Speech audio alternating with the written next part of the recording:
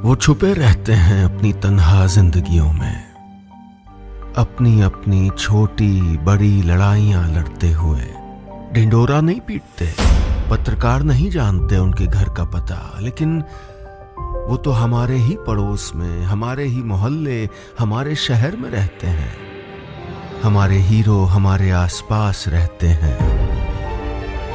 हम भी नहीं जानते उनको, क्योंकि अपने आप में खोई इस दुनिया में हम दूसरा बन के नहीं सोच पाते। We can not become the other. किसी दूसरे के नजरिए से दुनिया को देख नहीं पाते। जैसे चलिए एक पल के लिए मैं ये कल्पना करता हूं कि अगर मैं लड़की पैदा हुआ होता तो मेरी दुनिया कैसी होती। बचपन में टॉफी भाई को मिलती, मुझको नहीं। नए जूते आने होते तो बेटा उसको स्पोर्ट्स डे में चाहिए ना, अगली बार तेरे आ जाएंगे, यही कहा जाता ना। मोहल्ले में निकलते वक्त पीठ पर मनचले लड़कों की कई जोड़ी नजरें भालों की नोक की तरह गड़ती, और माँ कहती, नजरें झुका के चला करना, तू उधर से जाती क्यों है, रास्ता बदल ले।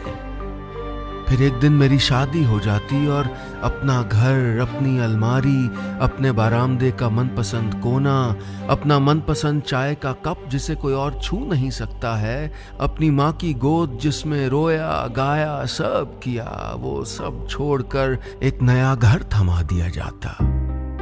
नई अलमारी, नए बारामदे का नया कोना, नया चाय का कप, नई माँ।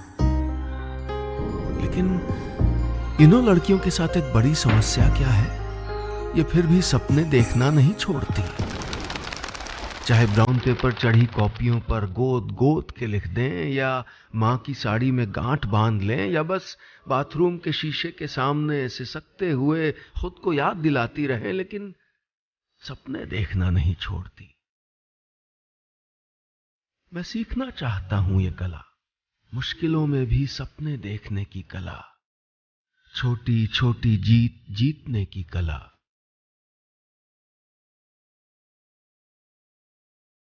मेरा नाम है नीलेश मिश्रा और मैं आज चला हूं एक सफर पे। मुझसे मिलने वाली हैं 3 कहानियां जो मुझे और आपको जिंदगी सिखाएंगी। मुझसे मिलने वाली हैं 3 लड़कियां।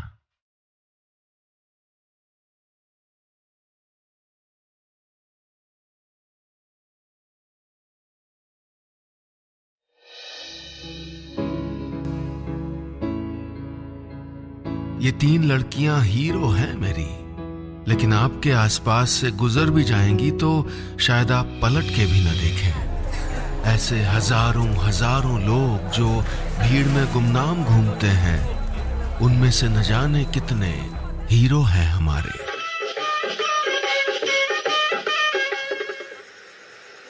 अभी आप सुन रहे थे शीलू सिंह राजपूत और साथियों से आला। प्रसंग था सागर की लड़ाई। सारे पड़ोसी इकट्ठा थे और उन सब के बीच में एक लड़की गर्व से, अभिमान से खीसे निपोर रही थी। और क्यों नहीं भाई, आखिर उसका नाम आया था अभी अभी रेडियो पर। दुनिया जान गई थी कि रायबरेली के एक छोटे से गांव लकुशाह की लड़की कलाकार बन गई थी, आल्हा गायिका बन गई थी। ये रही, ये है शीलू सिंह राजपूत। हमारे यहाँ भी लोग कहते हैं कि बात करती है ऐसा लगता है इतनी कड़क है अंदर से, लेकिन अगर थोड़ा सा कोई मुझे डांट दे तो फिर रोने लगते हैं। लेकिन जब संगीत की साधना करते हुए मंच पर होती है तो रूप बदल जाता है, तेवर बदल जाता है।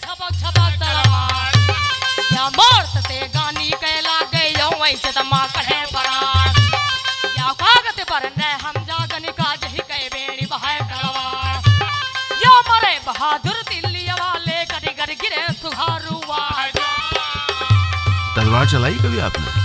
तलवार और गीत, युद्ध के गीत, यही तो होता है आल्हा। राजपूत राजाओं के युग में उन युद्धों की कहानियां जिनको गीतों के माध्यम से गाया जाता है। जिंदगी को बदल देने वाले लम्हे कब किस भेस में चले आते हैं पता ही नहीं चलता, है ना। शीलू की जिंदगी बदल देने वाला लम्हा तब आया जब वो 13 साल की थी और गांव के बाहर एक मंदिर तक गई।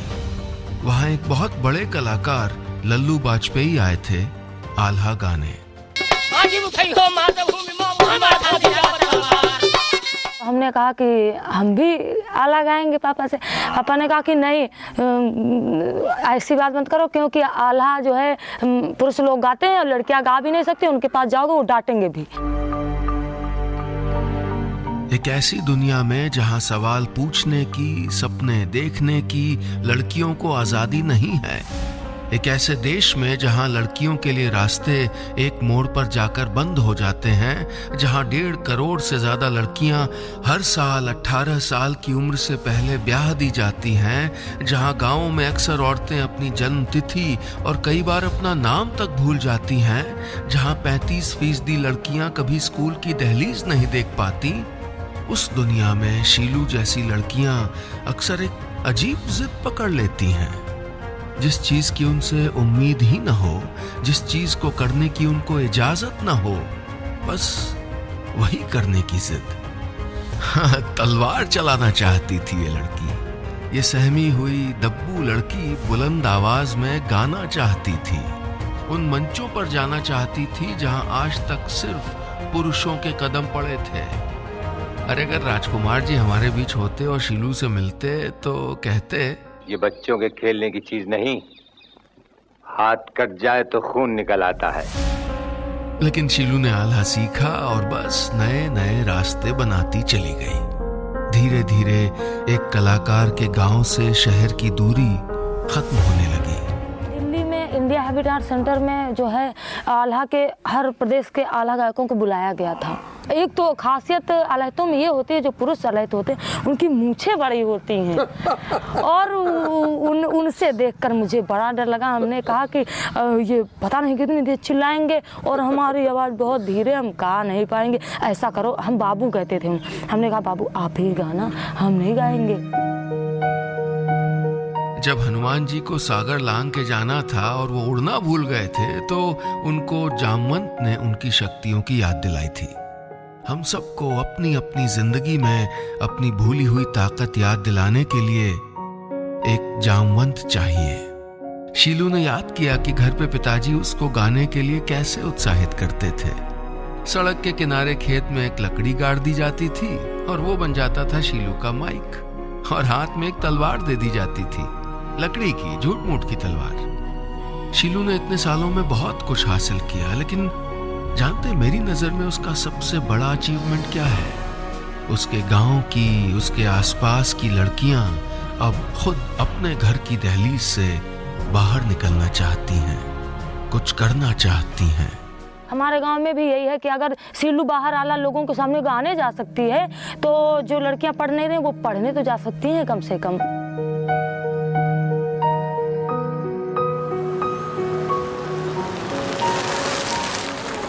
कहां से शुरू करूं अपनी दूसरी कहानी? देश के सबसे पिछड़े जिलों में से एक सोनभद्र से, वहां उस खेत से जहां एक नन्ही सी नई जन्मी बच्ची मरने के लिए डाल दी गई थी। एक बिना नाम की जरा सी बच्ची जिसका न वर्तमान था न भविष्य, जो बस मौत का इंतजार कर रही थी। कौन थी ये लड़की और इसके मौत के इंतजार में कौन सी बड़ी बात थी? हजारों लड़कियां मरी मिलती हैं रोज, प्लास्टिक की थैलियों में, कॉटन के झोलों में, लोहे के कूड़ेदानों में। या मैं दिल्ली के खूबसूरत सेंट्रल पार्क से शुरू करूं ये कहानी, जहां एक लड़की थकी हुई बैठी है, 890 किलोमीटर दूर अपने घर से भाग कर आई है और उसकी जेब में सिर्फ 20 रुपए हैं। या उस सुबह से, उस पार्क से शुरू करूं ये कहानी जब वो लड़की एथलेटिक्स की प्रैक्टिस कर रही है, उस बड़े शहर में अपनी जगह बना रही है जहां वो अपने लिए किसी जगह की कल्पना नहीं कर सकती थी। लेकिन खेत में पड़ी उस नन्ही सी जान ने, जिसकी किस्मत में कोई अकेले एक वीरान ठंडे आसमान के नीचे मरना लिख गया था, उसने मरने से इनकार कर दिया। जिंदगी को बदलने वाले लम्हे कब किस भेस में आ जाएं ये पता नहीं चलता।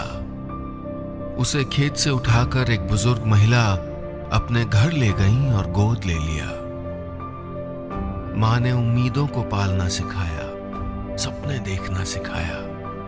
एक सपना था जो प्रिया को जागने नहीं देता था, सोने भी नहीं देता था। उसे माउंट एवरेस्ट चढ़ना था।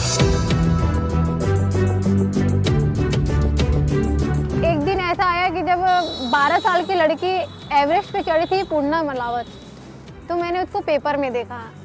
वो भी बहुत ही गरीब घर की लड़की थी। वो मैं उसको देखी, मैंने कहा जब एक 12 साल की लड़की एवरेस्ट चढ़ सकती है इतना संघर्ष करके, तो फिर मैं क्यों नहीं चढ़ सकती।